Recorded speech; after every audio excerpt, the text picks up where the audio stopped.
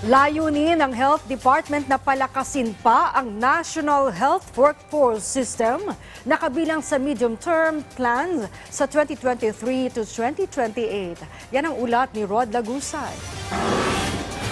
Nananatiling malaking hamon para sa Department of Health ang usapin patungkol sa mga healthcare workers sa bansa, tulad ng mababang sahod at pagkatrabaho sa ibang bansa. Kaya kasama ito sa prioridad na tugunan ng Kagawaran ng Kalusugan sa kanilang 8-point action agenda. Yun po isa sa mga talagang majority of the interventions needed require not just one agency but an entire team. We're talking about social determinants, commercial determinants of health, na kailangan po pagtulungan po ng lahat.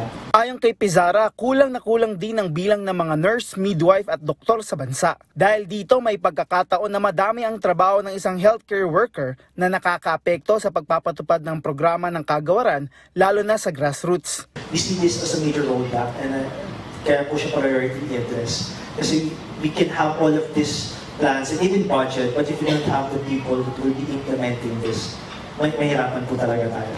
Para tugunan nito, kasama sa Medium-Term Plan 2023 to 2028 ay ang palakasin ng National Health Workforce System, kung saan kasama ang deployment ng mga doctors to the barrio, habang may pag-aaral namang isinasagawa pagdating sa usapin ng benepisyo. Kung saan, paano po natin may ensure na yung amount of work na natatanggap or kinukuha ng isang ating kabaryo or isang healthcare worker is sufficient for dun sa kanyang binabayad sa kanya.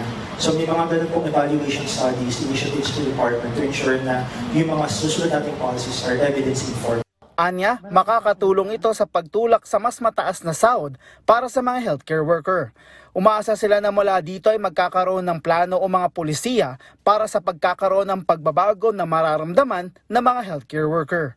Rod Lagusad, para sa Pambansang TV, sa Bagong Pilipinas.